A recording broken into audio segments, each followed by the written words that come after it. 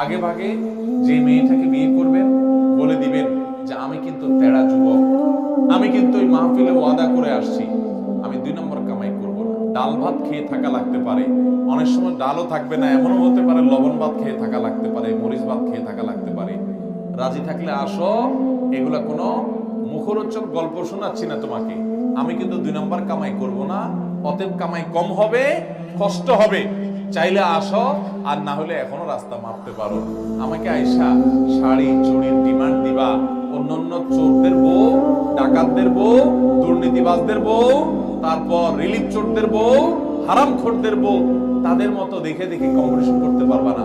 তুমি আমার বউ হতে হলে, হালাল করে বউ হতে হলে তুমি সকল লোভ ছেড়ে দিয়ে সততার উপরে থাকার নিয়ত করতে হবে, কষ্ট করে চলার নিয়ত করতে হবে। তবে যারা কষ্ট করে চলার নিয়ত করে, আল্লাহ তাআলা এদেরকে সবচেয়ে সুখে রাখেন, শুধু আখিরাতে না দুনিয়াতেও।